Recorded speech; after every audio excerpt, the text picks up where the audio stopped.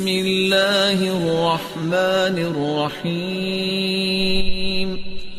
محمد ابن الحنفیہ بیان کرتے ہیں، سیدنا علی رضی اللہ تعالی عنہ کے بھائی، الکمال فی ثلاثہ، اگر انسان کو زندگی میں کمال چاہیے تو اسے 3 کام کرنے ہوں گے۔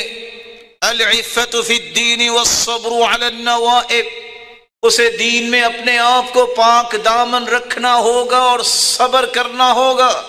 والاقتصاد، میانہ روی اختیار کرنا ہوگی، اور ساتھ ہی فرمایا وحسن التدبیر فی المعیشہ، اپنی معیشت کو سٹیبل کرنے کے لیے اچھی تدبیر اختیار کرے جس کو شریعت نے جائز قرار دیا ہے۔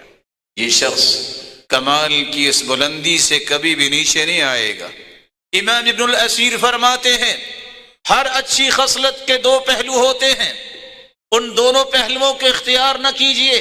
شجاعت اچھی خصلت ہے، لیکن یہ شجاع نہیں جو بہادری میں لوگوں پر ظلم کرنے لگ جائے، یہ شجاع نہیں ہے، یہ بہادری نہیں ہے، ظالم ہے۔ اور دوسرا پہلو، شجاعت تو اچھی ہے لیکن وہ بہانہ بنائے کہ لوگوں کو کہیں ظلم نہ ہو جائے، بزدل بن کے بیٹھ جائے، یہ ذلت و رسوائی ہے۔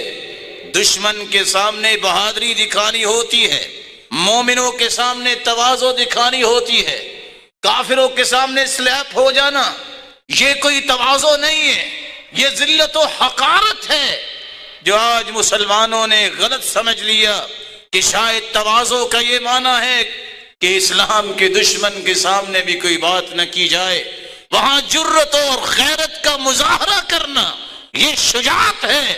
مسلمانوں کے ساتھ اچھا رویہ پیش کرنا یہ اللہ کے ہاں پسندیدہ